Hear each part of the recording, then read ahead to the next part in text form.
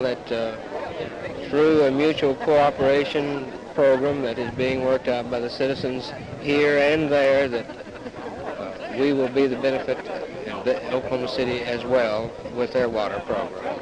Does there still seem to be any bitterness down here over this project as there was some in the beginning? Well, I don't think that there is any bitterness at the present time.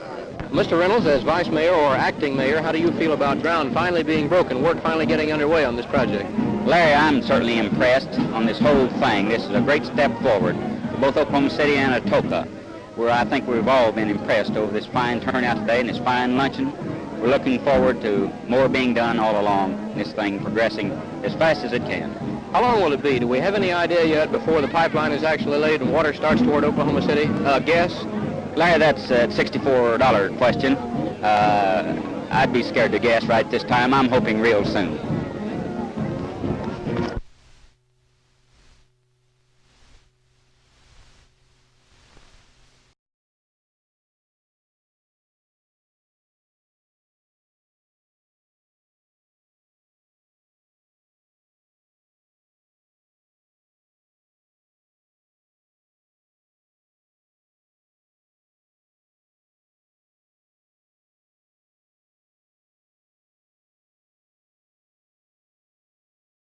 At McAlester, as with other places in this state, is your prisons and reformatories and so on are all plunged in politics. All of the people are politically appointed. The warden and the superintendent can't control a situation like that. It's not any one administration's fault. It's been going on here for many, many years, and in order to get corrections on a decent basis, you're going to have to take it out of politics and put it on some kind of a merit basis and a career service, and then you make some progress. How does Oklahoma compare with other states that you've studied in situations of this sort? Unfortunately, I have to say that Oklahoma is down near the very bottom of the list. It's really a terrible situation. I understand that you've made some studies comparing maximum security prisons with the open system. Could you explain that for us? Well, yes. I was in charge of the California Institution for Men for Chino for 15 years. I established it, and we have about 1,500 men there who are not locked up and carefully selected, of course. Another one at Seagoville, Texas, under the federal government, which is an excellent institution. We find that at least 50% of the men who go to prison can be handled in an open institution if you have it out of politics and if you have a career group so that they can conduct their program without interference.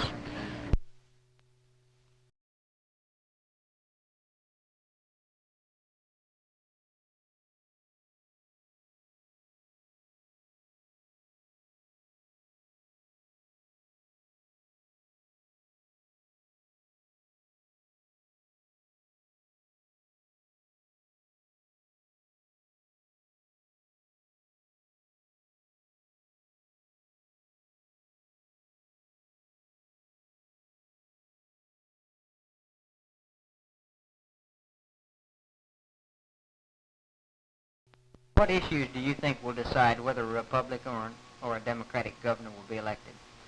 Why, the main issue is whether or not the people feel like that they want to make a change to raise the level of government in Oklahoma. Generally, that's the main issue. Of course, there are a lot of issues that come in on that. It's going to determine a lot as to who the Democrats nominate. That's one of the issues right now. But I think the people generally have decided that they need the level of government raised. And the only way to do that is to change parties. It doesn't make much difference about the personality of the candidate.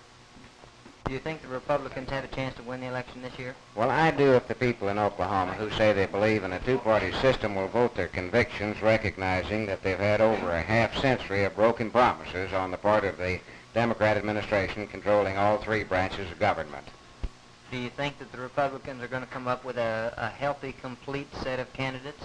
Well, I hope so, because I'd hate to see a ballot like the one in this week's issue of Life magazine where you have only one candidate to vote for.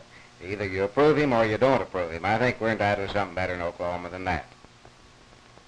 Under what conditions will you file for the governor's race?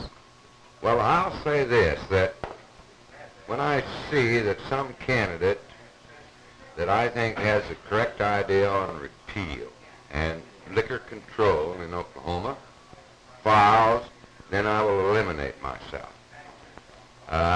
Otherwise, I intend to file the opening day of file.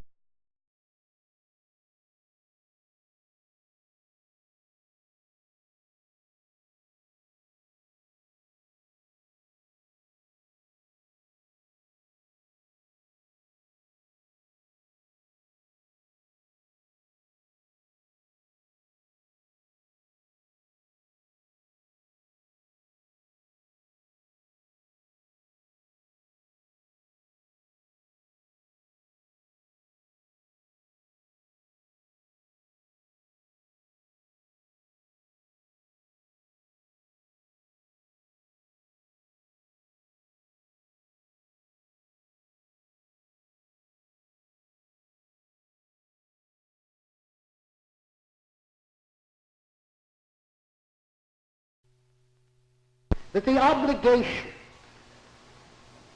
falls back upon us, the general faculty, to state our case. I'm trying to state it for us, and I believe it must be stated to the public of Oklahoma. They, and they alone, ultimately decide what money can be made available, whether it can be removed in the case of education from a catch-as-catch-can basis. By that I mean, well, for example, if there's enough money left over from the roads, maybe we'll get some money. If the oil production goes up, maybe we'll get some money. If it doesn't, where are we? We have a moral obligation to inform the people of Oklahoma of how we feel. We have an obligation to inform the Board of Regents and higher education of how we feel. And I hope that you will join with me in some resolution to that effect. Thank you.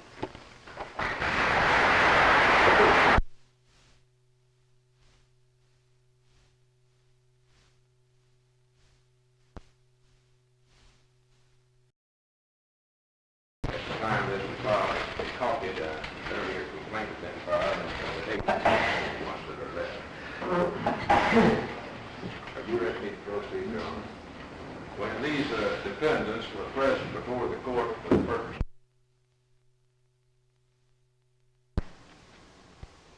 In other words, you folks on the jury feel that you could start off with a clean